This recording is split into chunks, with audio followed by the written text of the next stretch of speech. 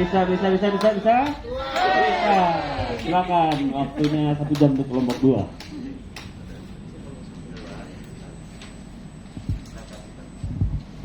Hai. Selamat siang. Semangatnya pagi. Apakah semangat pagi? Apakah Bapak Ibu masih termasuk hari ini masih semangat? Baik, kalau masih selamat, saya coba semangatnya suaranya agak keras. Kalau saya bilang tim 2, Bapak bilang semangat the best. 3 kali, nggak boleh lebih. Tapi nanti dibalik, kalau saya bilang semangat the best, Bapak balik tim 2.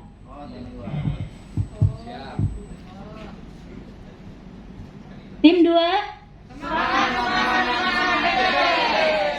Suaranya kurang kencang, apa karena saya kurang kencang juga ya? Berarti kurang semangat. 3 kali the best. Semangatnya harus 3 kali dong, kan semangat. Tim 2. The best. Semangat. Artinya balance. Saya dan Bapak dan Ibu dihadirin sini semangat semuanya. Assalamualaikum warahmatullahi wabarakatuh. Kita ucapkan puji syukur kepada Allah Subhanahu wa taala atas nikmat sehat sehingga kita dapat bersilaturahmi dan hadir di sini. Masih banyak orang di luar sana yang tidak bisa seperti kita.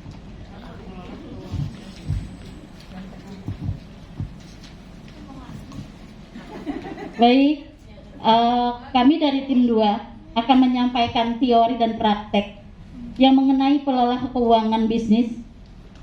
Yang pertama-tama saya akan memperkenalkan siapa aja tim saya. Baik, yang nomor 1 tim saya adalah Pak Andi.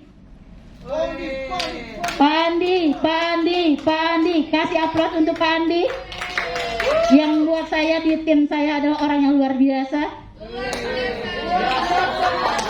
Nggak biasa di luar. Nomor 2 adalah Pak Max. Aplaus Pak Max. Dia lebih luar biasa. Yang nomor 3 saya sendiri, Bu Ratna. Pasti paling the best. Yang nomor 4 Ibu Aci. Yang Bapak Ibu sudah kenal, the bestnya luar biasa. Yang nomor 5 adalah Ibu Atun, sahabat saya sejati. Baik, terima kasih. Terkait dengan pengelolaan keuangan, karena menurut saya dan ibu-ibu semuanya mungkin pengelolaan keuangan amatlah penting di dalam bisnis. Nomor 1, percuma kalau kita modal tinggi-tinggi, kalau nggak di-manage keuangannya akan terpuruk, bangkrut. Benar gak Bu? Bapak? Kayak hostnya Suet. Baik, kita lanjutkan. Terkait dengan pengelolaan keuangan di dalam berbisnis, saya dan teman tim menjelaskan secara rinci mengenai pengelolaan keuangan, yaitu membuat buku kas, membuat buku laba rugi dan bersih. Untuk semua itu pastikan dengan baik. Ibu-ibu masih fokus kan dan bapak-bapak? Baik, siap. Materi yang akan pertama dibawakan adalah oleh tim saya yang nomor 1. Oh, Pak Mek. Kasih aplaus buat Pak Mek. Terima kasih Bu Ratna, luar biasa banget Bu Ratna, gitu kan. Nah, teman-teman, saya akan menjelaskan tentang pengelolaan keuangan, ya. Nah, sebelumnya dengarkan baik-baik perkataan saya, karena ini perkataan saya ini bisa mengubah hidup Anda. Ya. Dan perkataan ini adalah perkataan-perkataan bijak, gitu ya. Dan sangat berkaitan dengan teori ini nantinya, ya, berkaitan dengan teori ini. Dengarkan baik-baik ya, dengarkan baik-baik. Rumah dan harta adalah warisan nenek moyang, tapi istri yang berakal budi adalah anugerah dari Tuhan. Ya, tepuk tangan dong. Kenapa saya ngomong begitu? Karena saya percaya di sini banyak ibu-ibu rumah tangga, terus calon-calon mungkin ibu rumah tangga juga yang pandai mengatur keuangan. Gitu. Dan bapak-bapak yang beruntung juga yang dapat pelatihan hari ini, ya, yang dapat pelatihan hari ini bisa membagikan ilmunya nanti sama istrinya atau calon pasangannya. Ya, supaya bisa mengelola dan menjadi penolong yang sepadan dalam usahanya, khususnya keuangan. Gitu. Jadi ini pentingnya. Oke. Sisi moral, ya. Nah, saya jadi mau ceritakan tentang solusi. Mungkin banyak sekali teman-teman yang punya masalah problem ketika kok usaha saya nggak berkembang-kembang ya. Gitu ya. Mungkin dalam hati teman-teman nggak usah diangkat tangan. Mungkin juga bisa merasakan, oh itu gue tuh, kenapa ya gue udah bertahun-tahun usaha gue begini-begini aja, gitu kan? Mungkin ada yang merasa begitu. Ada juga mungkin yang merasa bahwa saya kok usaha, misalnya saya usaha kan kadang-kadang ada yang minjem ya dan sebagainya. Terus kita lupa yang nyatet, aduh siapa yang udah bayar ya, siapa yang udah ini ya, terus keuntungannya kemana ya, ruginya kemana ya, gitu kan? Kita lupa, mungkin ada juga yang begitu. Atau ada juga yang kita selama ini jalanin usaha, kita nggak tahu usaha kita sebenarnya untung atau rugi, ya kan? Jadi kita jalanin aja. Jadi usaha cuma bagian dari kehidupan doang, tapi bukan bagian dari tujuan makna hidup kita. Nah, caranya untuk menjawab solusi itu semua ada di sini. Nah, dengan buku kas, ya, dengan mengelola buku kas, teman-teman bisa memisah mana yang harta pribadi, mana yang memang modal usaha, gitu. Atau orang gini nanti itu jurusan gitu ya. Nah, tapi bisa juga Bu, supaya nggak menjadi masalah kalau mulai dicatat dari sekarang. Banyak sekarang kalau udah pernikahan terus jadi masalah kan, karena tidak punya pencatatan yang baik. Nah, jadi bisa dikelola dengan ini. Jadi teman-teman bisa kelola dengan buku kas tadi, memisah harta pribadi dan harta usaha. Dan modal pribadi mana dan sebagainya tidak diambil-ambil jadinya. Jadi usahanya bisa berkembang. Mungkin tadi teman-teman kan yang bilang usahanya nggak berkembang-kembang ya. Karena modal pengembangannya teman-teman pakai, gitu. Nah, supaya makanya nggak modal dipakai, makanya ada buku kas, gitu. Nah, yang poin yang kedua adalah tadi kan saya juga tanyakan teman-teman bingung, ini orang udah bayar atau belum ya? Kadang-kadang kan ada yang ke warung atau ke usaha kita ya, dia nggak bayar, gitu kan. Nah, oleh sebab itu apa kira-kira solusinya? Pakai buku piutang. Nah, nanti piutangnya apa itu bukunya nanti dijelasin berikutnya. Jadi buku pencatatan supaya kita tahu juga keuntungan kita tuh udah sampai mana, terus siapa aja yang uangnya dan cash flow-nya gimana nanti dijelaskan. Nah, yang terakhir tentang tadi kita supaya tahu posisi kita, usaha kita udah sampai mana. Itu ya itu tadi ya, untuk kedepannya ya cash flow-nya kita tahu. Namanya itu buku laba gitu. Nah, pasti kan di sini semuanya mau untung kan, mau laba. Jadi mesti perhatikan baik-baik dan dengarkan baik-baik. Karena ini nanti akan dijelaskan oleh trainer yang luar biasa banget. Kalau teman-teman akan dibagi rahasia ilmunya ini ya, buku ini ya. Mungkin kalau ikut pelatihan ini mahal. Tapi kalau teman-teman di sini, ibu-ibu, bapak-bapak di sini dikasih gratis gitu. Jadi mesti dengarkan dengan baik-baik. Keren dulu tepuk tangan. Gitu. Jadi materinya sangat luar biasa banget. Itu dari saya. Semoga teman-teman termotivasi dan benar-benar mendengarkan materi yang akan diberikan. Makasih banyak. Oke, terima kasih. Assalamualaikum warahmatullahi wabarakatuh. Sudah mandi semua kan? Oke, sudah ya. Oke, di sini Bapak Ibu bisa melihat punya usaha semua ya, Bapak Ibu UKM ya. Oke, saya akan menyampaikan tentang mengelola keuangan bisnis. Ini adalah salah satu faktor yang menyebabkan wirausaha bangkrut atau gagal memahami usahanya. Oke, satu masalah itu apa sih? Masalah adalah problem, begitu ya? Problemnya adalah masalah. Ya, oke. Ya, saya lanjut. Nah, di sini Bapak Ibu sejauh ini kalau mengelola usaha itu gimana? Ada nggak pendapatan usaha tergabung atau diambil menjadi pendapatan pribadi seperti itu? Atau katakanlah pendapatan usaha nanti pengelolaannya ternyata untuk biaya rumah tangga. Gimana? Ada yang begitu nggak? Ada. Pastinya ada ya. Ada. Nah, hal ini justru yang menyebabkan kita berusaha, punya jualan katakan begitu, nggak tahu nih hitungannya seperti apa. Bagaimana cara menghitungnya? Terus berapa sih per bulan kita punya omset, punya keuntungan seperti itu? Nyari untung di rumahnya. Oke. Jadi Bapak Ibu yang punya usaha, kita bisa pisahkan itu usaha pribadi sama usaha maksud saya untuk kepentingan pribadi atau keluarga dengan untuk pendapatan usahanya. Nah, ini terlihat tidak di sini? Pengeluaran pribadi. Nggak kelihatan ya? Maju aja, Bu. Oke. Di sini ada pengeluaran pribadi. Contoh, beli kuota dan pulsa rutin. Yaitu untuk pribadi. Tapi ada pengeluaran untuk bisnis, kita beli bahan baku, ya, dan juga bayar iuran komplek misalkan, atau iuran keamanan seperti itu. Itu pribadi. Tapi ada juga beli peralatan usaha. Ya sebenarnya untuk keamanan juga bisa dikatakan bisa bagian daripada usaha gitu. Ya tapi kalau memang usahanya tidak di dalam lingkungan situ atau memang berada di lingkungan situ, bisa jadi itu jadi pengeluaran pribadi atau pengeluaran usaha. Nah, oke, kita lanjut.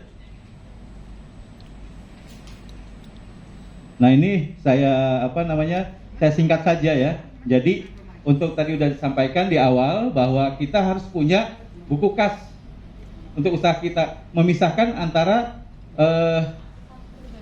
pengeluaran pribadi dan pengeluaran usaha atau katakanlah pendapatan usaha. Nah di sini tinggal nanti kita buatkan buku kas. Itu salah satu untuk mengevaluasi setiap pengeluaran yang terjadi dalam bisnis ya, dalam usaha kita. Dan juga untuk melihat perkembangan penjualan usaha kita. Oke, saya lanjut. Nanti kita praktek. Nah, ini. Coba kita praktek. Di sini ada tentang studi kasus untuk usaha keripik pisang. Di sini ada yang jualan kuliner enggak? Ada. Apa, Bu? Kue cucur. Kue ya, kue makanan basah atau katakanlah untuk sehari-hari cemilan begitu ya, cemilan 10, oke ya. Nah, ini kita buat buku kas sederhana. Di sini ada poin 1. Kita bikin nih kurang lebih seperti ini Bapak Ibu. Sederhana sekali. Ini sebenarnya sederhana. Kita tidak secara manual kita buat di satu buku kalau dibilang ada buku folio gitu ya atau buku yang biasa juga bisa. Ini kita buat nomor, tanggal, dan transaksi. Tapi itu harus rutin.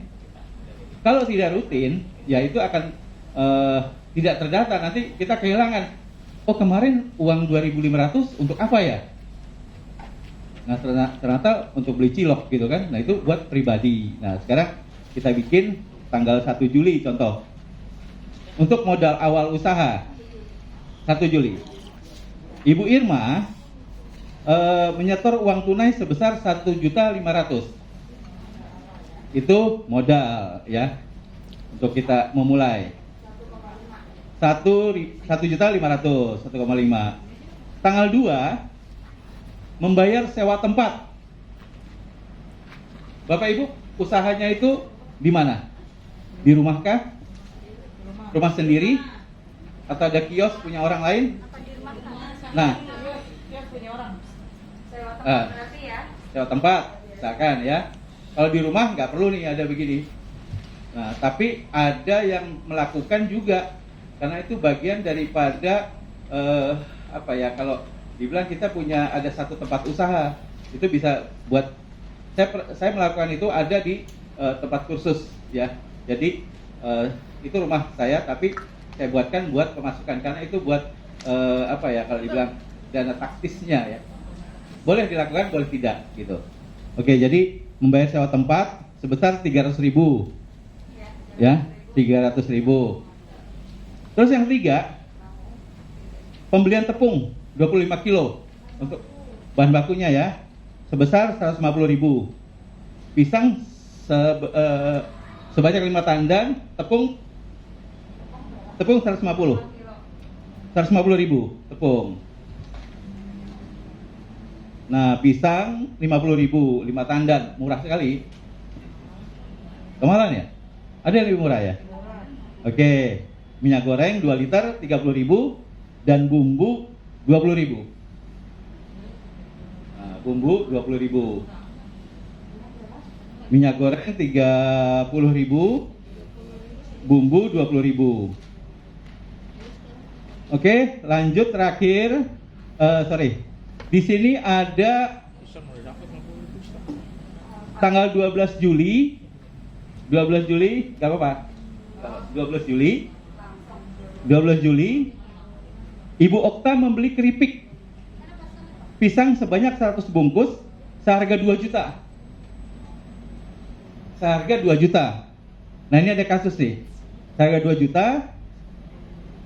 Nah, tapi Ibu Okta baru membayar itu 200.000. Beli 2 juta, dia bayar 200.000 pada tanggal 12 Juli. Seperti itu. Ya. Kalau di ini dulu. Sebentar. 200.000. Nah, dia akan janji membayar tanggal 25 Juli. Nah, itu bagaimana?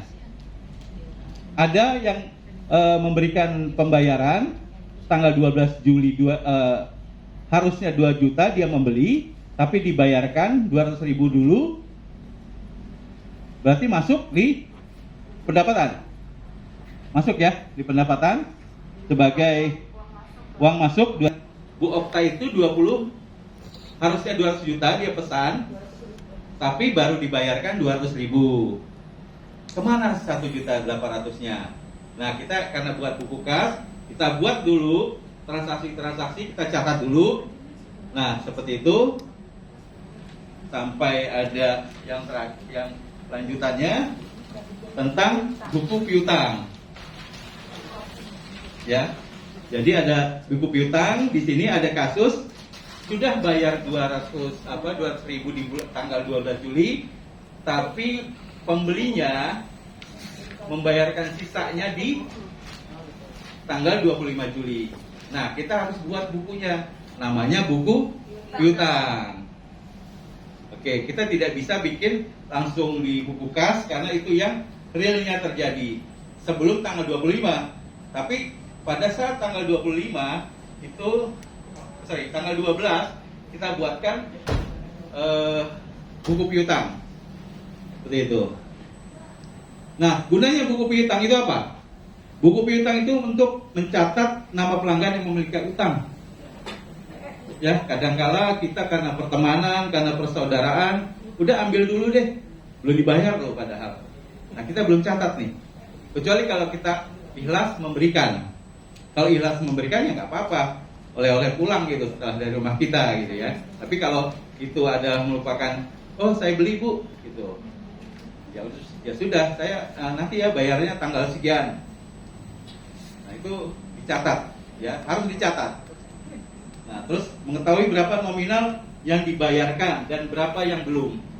Itu tadi yang dibayarkan di buku kas, tapi yang belum dibayarkan kita buat buku piutang. Yang ketiga, jangan lupa harus ada. Oh ya, ya itu untuk pengesahannya agar yang minimal paling tidak kita sudah meminta kepastian ya bahwa memang akan dibayarkan tanggal yang ditentukan. Oke ya. Nah, ini kita akan untuk pengingat. Oke, saya lanjut. Dari sini kita buatkan tadi berapa nilainya? Buku piutang yang sudah ditampilkan tadi ada? Tempel aja. Oke ya. Jadi ada ditampilkan ini per tanggal 12.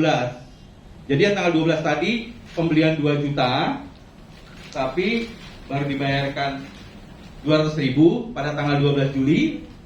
Nah, tapi di buku piutangnya ada pembayaran 1.800.000. Ini Bapak Ibu bisa masukkan di jumlahnya, sisanya 1.800.000. Nah, penjualan kreditnya itu total semuanya yang harus dibayar, yang harga jualnya. Nah, yang dibayarkan kemarin tanggal 12 200.000 dan sisa pembayarannya 1.800.000. Tanggal jatuh temponya 25 bulan Juli setelah itu, dan ada tanda tangannya. Oke, kira-kira jelas ya di sini? Yes. Satu bungkas, satu lagi buku piutang. Ya, kalau ada yang pembayaran tertunda, yang memang ada kreditnya gitu ya, pembayarannya tidak langsung cash. Oke, saya lanjut tentang menyusun laba rugi bisnis.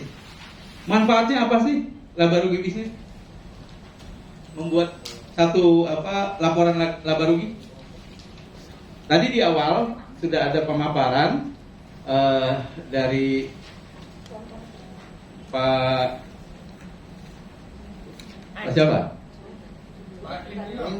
Pak Indro sudah sampaikan tentang literasi keuangan juga, bagaimana menentukan laba rugi. Nah ini Bapak Ibu UKM, kita harapkan lanjutannya ya, kita menyusun laporan laba rugi itu untuk melihat perkembangan penjualan salah satunya, dan melihat biaya variabel atau biaya langsung tadi sudah disampaikan. Oke, nah sekarang kita memperjelas lagi ya. Silahkan. Nah ini kita buatkan nih pendapatan, penjualan, tapi ada komponen-komponennya. Hasil penjualan juga harus kita tahu gitu ya. Terus biaya variabel, biaya langsung, dan biaya tidak langsung. Ada operasional dan biaya penyusutan. Seperti itu. Oke. Ya. Oke, bisa langsung Ibu, satu lagi ada tampilannya yang tentang laba rugi. Nanti kita saya akan sampaikan juga kaitan dengan pembiayaan untuk UKM. Silakan. Oke, menyusun laba rugi bisnis. Oke, saya lanjut. Nih, membuat laporan laba rugi. Laporan laba rugi secara garis besar ada dua bagian, ya. Dua bagian itu yaitu apa? Yaitu laba kotor atau gross profit, dan yang kedua laba bersih, net profit. Jadi keuntungan besar, keuntungan bersihnya, seperti itu. Kita tampilkan. Kurang lebihnya. Nah, ini kita buatkan satu rumus tentang laporan laba rugi. Ada penjualan di sini, terus ada pendapatan lainnya dimasukkan menjadi total pendapatan. Nah ini pendapatan lainnya ini masuk apa? Nah ini nanti bisa dituliskan biaya bahan langsung, biaya tenaga kerja itu masuk, termasuk gaji pemilik itu masuk. Seperti itu ya, dimasukkan. Juga nanti ada total biayanya, total biaya langsung atau variabel, terus laba kotor, dan nanti dikurangi menjadi dengan total biaya tidak langsung, nanti menjadi net profit atau laba bersih, seperti itu. Oke, kita lanjut. Di sini yang terakhir pembiayaan bagi UMKM. Pembiayaan bagi UMKM itu dibagi 3 asal usulnya, maksudnya dari mana saja sih? Nah, satu dari modal sendiri. Jadi kalau Bapak Ibu, kalau belum usahanya lancar atau belum usahanya baik atau dengan cash flow-nya bagus atau arus kasnya bagus, itu jangan saya sarankan jangan meminjam. Ya, tapi dari modal sendiri. Seperti itu. Kalau meminjam, kita nggak pernah tahu nih usaha kita baru berapa bulan belum lancar, belum menghasilkan. Untuk apa? Untuk pembiayaan, untuk pengembalian pinjaman tersebut. Itu satu, upayakan dari modal sendiri. Kedua, dari pinjaman. Nah ini dari pinjaman pastinya punya jatuh temponya, terus berapa lama. Nah besarnya kita harus hitung tuh. Jangan minjam besar sudah diberikan, ternyata kita nggak tahu nih. Saya sampai bingung seperti itu. Ini mau usaha apa ya? Karena kita belum punya rencana usaha. Jadi kita tentukan dulu rencana usaha kita apa. Nah nanti tinggal biaya-biayanya disiapkan. Nah seperti itu. kalau dibilang sih struktur biaya ya itu harus dibuatkan. Itu dari pinjaman. Yang ketiga dari dana hibah. Nah, dari dana hibah ini kita ada tanggung jawabnya tetap. Dana hibah itu dana yang diberikan cuma-cuma. Contoh misalkan dari CSR ya, Corporate Social Responsibility. Itu dari perusahaan-perusahaan swasta. Ada dana hibah juga, tapi harus ada laporannya, progresnya. Harus ada laporan yang sifatnya, oh saya berikan dana ini ada manfaatnya, ya. Terus dari dana PKPL, ya, bina lingkungan, program kemitraan bina lingkungan itu biasa dari pemerintah BUMN. Nah, tapi sekarang Bapak Ibu ada yang dapat dana PKH nggak? Enggak. Atau memberikan dana PKH? Mengelola? Pernah nggak? Menyampaikan pernah. Menyampaikan kan? Iya. Nah, penggunaannya kelihatan nggak coba? PKH enggak. Kenapa? Luar hubungannya. Itu realita. Ya. Pada saat saya menyaksikan sendiri di lingkungan, pada saat diberikan berapa nilainya? Tergantung kalau PKH, tergantung banyaknya Iya. anak sekolah. Ya. Terus ada diberikan bantuan. Kalau dulu BLT ya. Nah, BLT ada nggak pengaruhnya juga? BST. Betul, PKH sampai BLT lain. Nah, BLT bantuan langsung tunai. Iya. Ada nggak pengaruhnya dengan yang diberikan? Enggak. Kelihatan nggak? Langsung habis. Langsung habis dan tidak tepat sasaran. Maaf, saya bukan curhat, tapi memang menemukan sendiri dan saya lihat sendiri punya motor, ya ada warga punya motor, tapi diberikan. Kenapa? Itu masalah data, betul kan? Pendataannya, ya. Jadi ada yang sudah terdata, malah ada yang sudah tutup usia masih diberikan juga. Coba berbeda kalau data pada saat kampanye. Datanya akurat sekali. Ya dari pemerintahan kali ya. Saya temukan, banyak temukan dan juga beberapa berita dan itu seperti itu. Ya, jadi sifatnya bantuan tunai langsung, bantuan langsung tunai ya. Nah, itu pemanfaatnya kenapa nggak ada sih? Iya, artinya yang kemarin Pak kita sampaikan. Sekarang ada namanya lain ya. BST. Iya, betul. Nah, kenapa Menteri Sosial nanti sifatnya nggak memberikan tunai? Nah, ini ada kaitan-kaitan juga. Nah, jadi pada saat diberikan bantuan itu habis begitu saja. Padahal itu untuk mengelola, dipusatkan buat mengelola usaha. Seperti itu. Nggak bisa memang. Itulah karena tidak ada pendampingan, tidak ada katakanlah semacam pemberitahuan, ini harus begini, ini arahnya kemana. Seperti itu. Oke ya. Jadi ada 3 modal sendiri, pinjaman dan hibah atau bantuan yang katakanlah dari program ya untuk pemberdayaan UMKM. Oke. Terakhir. Sebentar.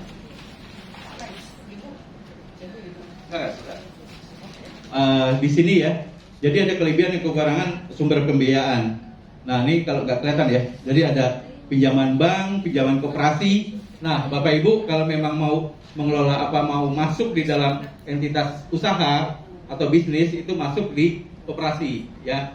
Jadi itu lebih menarik karena sifatnya anggota itu bisa untuk pengelolaan usahanya lebih terarah. Dan nanti ada pendidikan tentang usaha juga kalau di koperasi. Betul ya, mungkin di sini ada penggiat koperasi bisa dilakukan seperti itu. Oke, itu saja. Silakan. Ya, terima kasih Pak Andi yang sudah sharing mengenai mengelola keuangan bisnis ya. Oke, saya akan mereview saja apa yang tadi disampaikan oleh Pak Andi.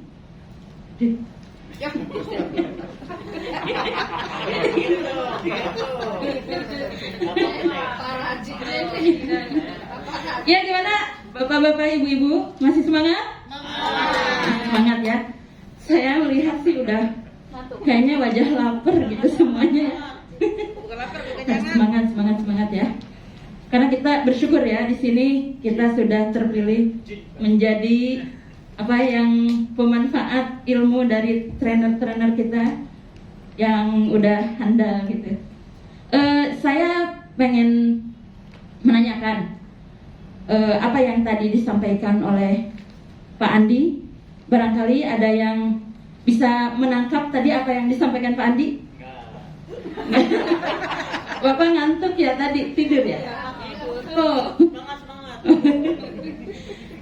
Silakan, barangkali siapa? Saya mau mereview tadi apa yang disampaikan Pak Andi. Barangkali saya mau ngetes aja, ada yang ngantuk nggak? Ya, gimana Pak? Berusaha gitu kan, harus sedetil apapun sedetil mungkin gitu kan, biaya-biaya yang dikeluarkan atau biaya untuk belanja seperti itu, pemasukan, pengeluaran, utang piutang harus ditulis secara terperinci agar kedepannya bisa usaha kita itu ketahuan usaha itu maju atau mundur gitu. Kalau misalkan mundur mau ngomong harus tutup, itu seperti itu ya. Terima kasih Pak Hari, kasih aplaus dong semuanya. Berarti nggak ngantuk ya. Saya mau bertanya sama perempuan, ibu-ibu nih yang cantik-cantik. Bagaimana tadi yang disampaikan Pak Andi apa aja? Siapa? Silakan. Yurita Sugiarto. Kebiasaan nembak ini Pak Hari. Ya, untuk apa itu di pengelolaan keuangannya ya, yang saya simak sih tadi untuk pengelolaan keuangan sebenarnya betul untuk pos-posnya biaya-biaya itu sebaiknya untuk piutang dicatat supaya nanti kita tahu siapa aja yang mempunyai hutang di situ. Dicatat, iya.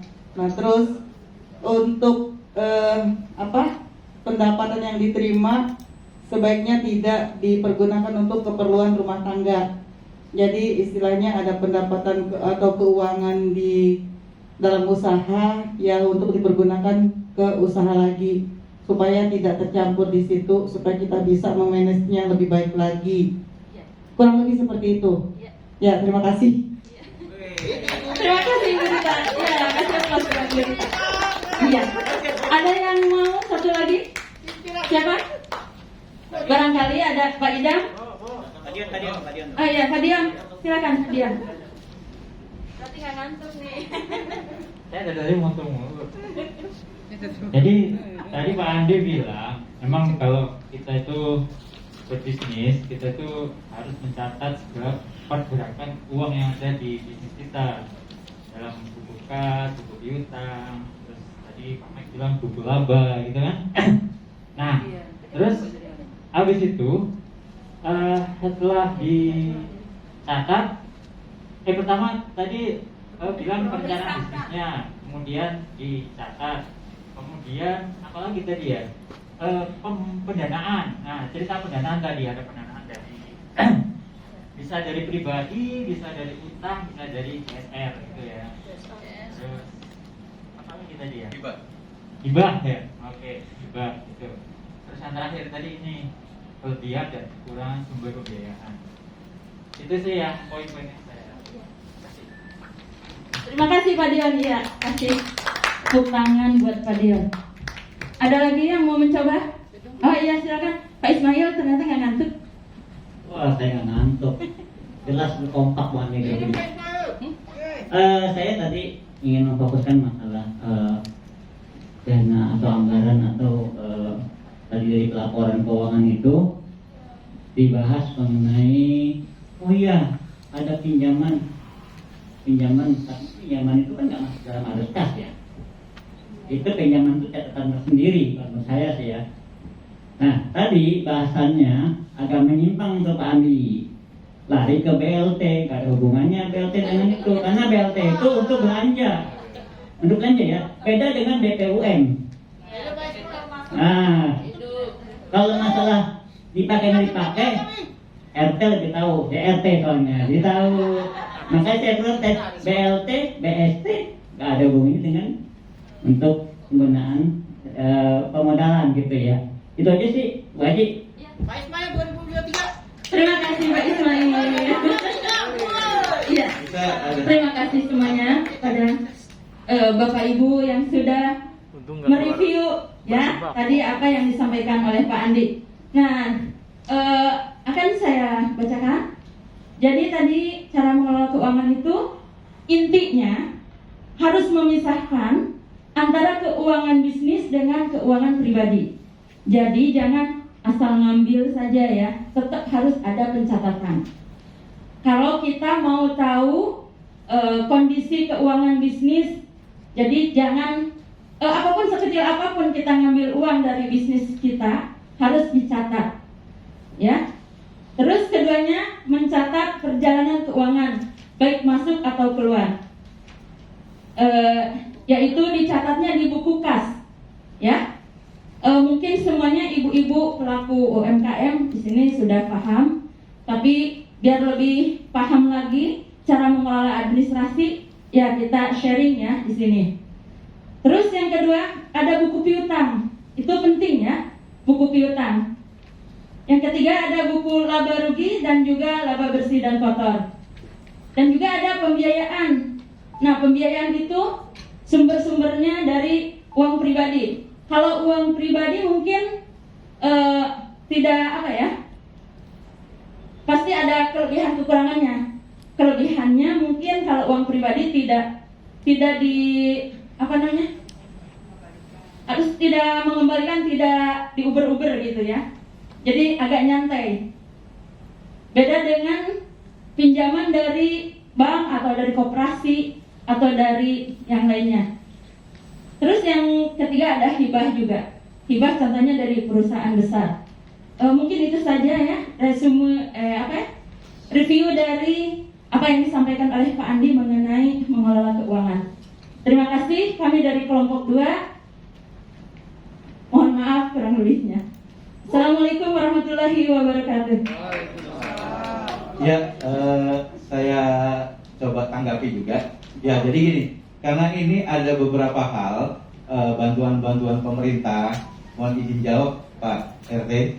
Ya, jadi ada bantuan-bantuan dari pemerintah. Memang sifatnya untuk peningkatan ekonomi nasional atau untuk pembiayaan masyarakat kaitan dengan BLT. Ada juga mainan BPUM ya, BPUM, itu kaitan untuk pembiayaan UKM seperti itu. Ya, paling tidak kan ada peruntukan dana yang diberikan free, katakan gitu, yang diberikan cuma-cuma.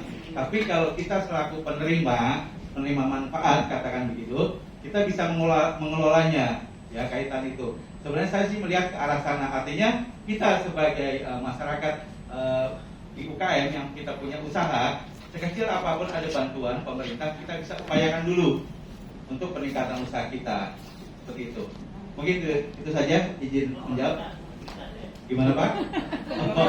Silakan. Bapak tahu nggak jumlah BLT berapa? Urusan Pak Ya, RT itu. artinya Jadi gini, dulu kenapa kita punya sembako? Kalau kita jual, kita kan betul. sama dengan kalau kita Ya. jumlahnya nggak banyak Pak, beda dengan BLT. Ya, Jadi untuk itu kita dikasih duit nih buat pengeluaran sehari-hari. Kita beli belanja untuk kagak, makan cuma nambah gitu loh. Habis gitu ya, habis untuk itu ya. Iya. Lebih baik Tadi kalau berapa Pak? iya, oke. Mungkin tadi maaf menambahkan ya Pak Andi, mungkin yang Iya. dimaksud itu dana Ada bantuan ya. yang untuk UMKM ya, bukan yang dana BLT ataupun BST, mungkin yang dimaksud tadi itu Ya, untuk Pak. dana hibah itu Pak Ismail ya. Kalau dana hibah memang dari Ya kan? BPUM Bisa itu dari pasti. pemerintah, bisa dari CSR. Beda penerangan. Iya, berbeda antara kalau BLT tadi kan kita itu pun bicara bantuan UMKM. Ya. Iya, berbeda. Maksudnya di BPUM Pak ya. Maksudnya itu. Gitu loh. Takutnya nanti yang mendengar, BLT buat usaha buat Iya, makan, betul. gitu loh. Harusnya BLT itu buat sehari-hari. Ya, gitu karena ya. memang itu turunnya kan di saat adanya pandemi, ya kan? Ya. ada juga. Terima kasih Oke. Pak Ismail sudah Cukup. diingatkan. Terakhir, oke, terima kasih Bapak Ibu. Di mana ada kelebihan, di situ ada kembalian. Oke, terima kasih. Assalamualaikum warahmatullahi wabarakatuh. Waalaikumsalam. Nggak ada buat beli permen. Beli Oppo.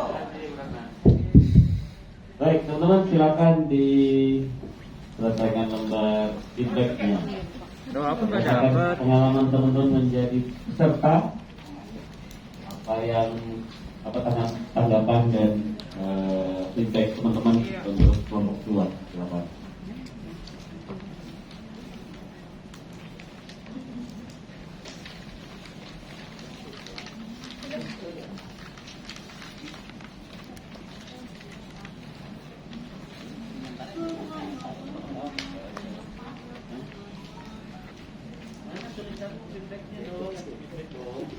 Nomor 1 dapat Oppo. Nyampe, malulah saya udah di depan nggak ngerti. Tapi kalau di situ kan masih ketutupan. Itu salah satu pengalaman saya, Pak. Jadi nanti kalau nggak di sini, Pak, saya akan susah menyampaikan ke kader saya di wilayah di UP2K. Karena saya banyak kader UP2K penambah pendapatan yang masih belum mengetahui hal ini. Saya amat banyak bersyukur dengan saya sesi 1 dan 2. Saya banyak ilmu yang saya tampung yang nanti akan saya sampaikan ke wilayah saya semuanya, dan saya membantu Bu Atun. Nanti Bu Atun yang akan turun, tapi saya pelengkapnya.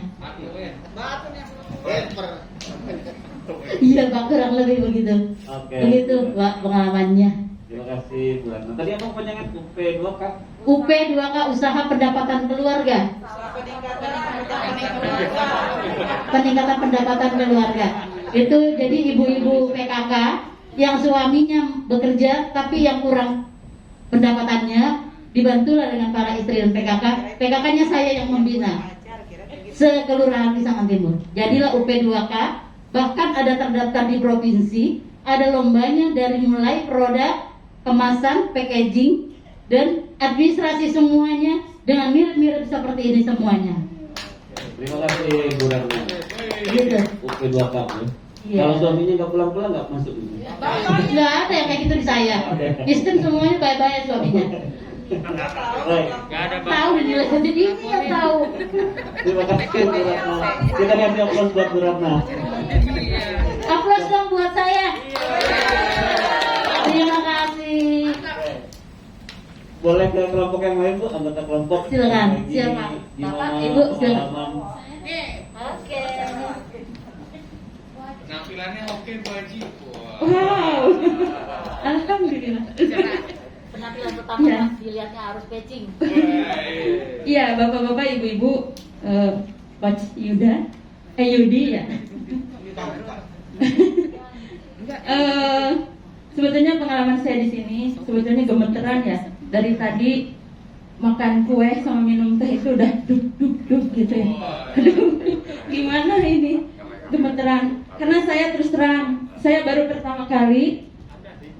2 kali Bu, yang kemarin. Oh, 2 kali ya? Iya betul. Sengaja saya salahkan biar Bapak manfaatin saya. Terima kasih ya. Masih fokus. Masih fokus.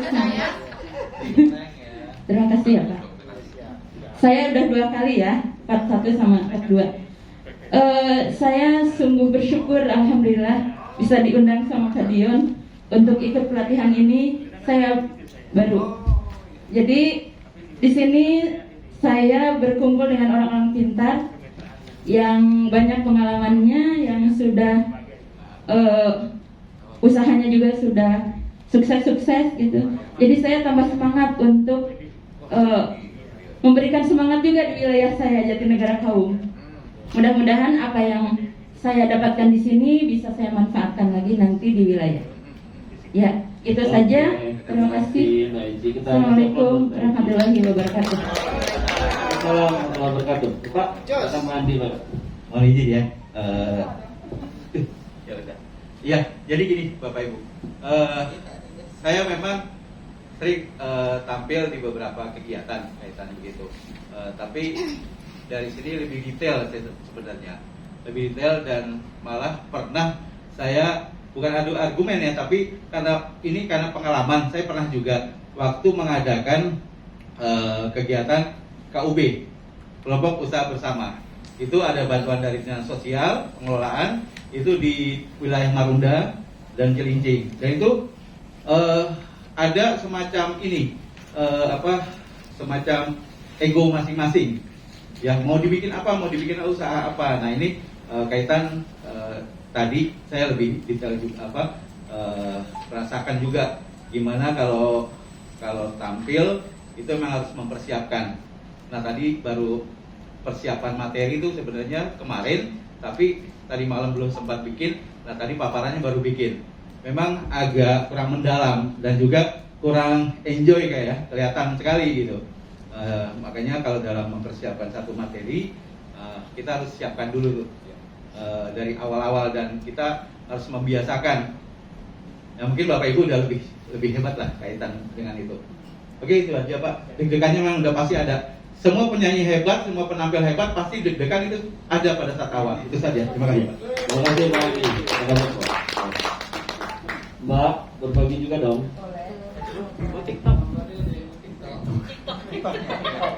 Assalamualaikum warahmatullahi wabarakatuh.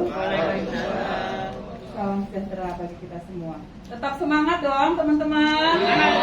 Semangat pagi. Sama seperti teman-teman semua.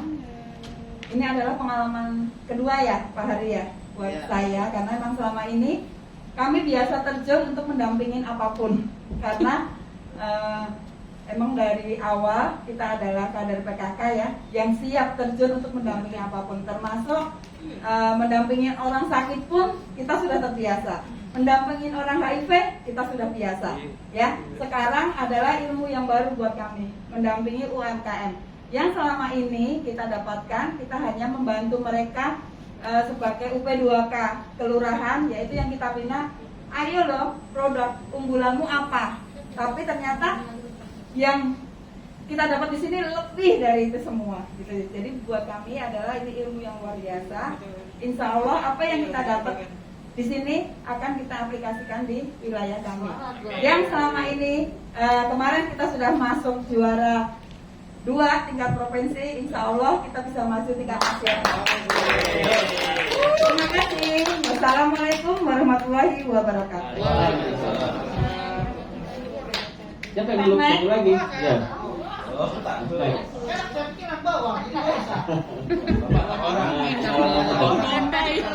Ya, terima kasih banyak. Tadi sih mungkin karena kemarin juga agak masalah saya, jadi karena banyak kerjaan, jadi tadi baru muncul idenya juga 10 menit atau 30 menit tadi. Jadi 30 menit tadi baru konsep gitu. Nah, terus tapi emang tadi depan di persiapan ya. Terus tadi sebenarnya ada beberapa persiapan saya yang saya tuh ngeblank, jadi agak ngeblank tapi saya terusin aja gitu. Kan orang nggak tahu gitu. Jadi gitu sih. Nah, jadi saya terusin aja. Yang penting tahu alur gitu. Makasih banyak. Baik, terima kasih. Kelompok 2 sudah berbagi mencoba membawakan sesi.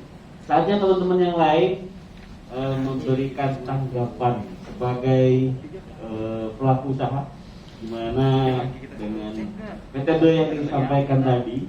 Menurut teman-teman seperti apa yang sudah bagus dan apa yang perlu ditingkatkan? Siapa yang akan berbagi? Pak Idam.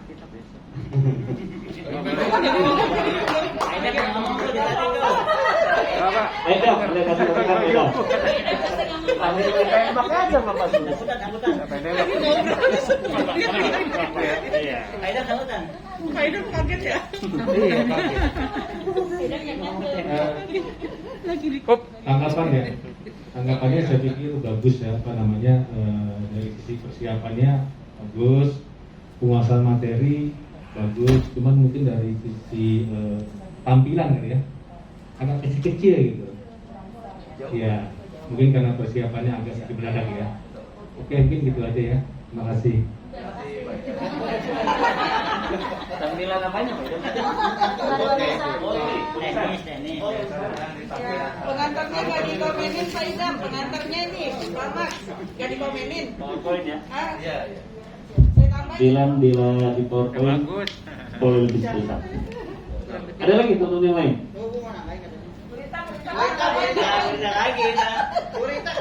Yang lain, bebas teman-teman. Teman-teman jangan sungkan. Saya kalau di OTOT selalu menekankan ini ajang untuk belajar. Jangan alergi dengan masukan. Ini untuk pembelajaran kita semua ya. Oke. Jadi sepertinya peserta itu agak ngantuk sedikit ya, karena penjelasannya terlalu seperti guru pada anak muridnya. Dan yang kedua, sangat sensitif sekali bila kita membicarakan dana pemerintah seperti BLT, BSD, karena itu terkait data memang yang belum selesai sampai saat ini. Itu menjadi PR bukan buat kita tapi kementerian. Kita belum mampu karena itu tugas kementerian yang untuk mendata memang belum selesai sampai saat ini. Apalagi terkait dana yang tidak tepat sasaran, yang banyak diselewengkan gitu. Sedikit ya, maaf ya. Ini dari saya. Terima kasih. Ini jadi kayak ini ya, refleksi kita juga yang teman-teman yang tidak sedang praktek juga refleksi kalau membawakan sesi ini. Jadi yang sudah bagus apa yang perlu dipertahankan, yang perlu kita tingkatkan itu jadi catatan bersama supaya bisa lebih baik. Oke, ada lagi? Jadi jangan sungkan. Orang kita memang sangat sungkan.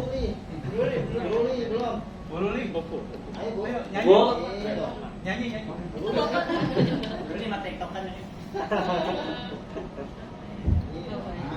Ya, makasih teman-teman, makasih Pak. Kalau yang saya dari dress code-nya aja bagus sama matching.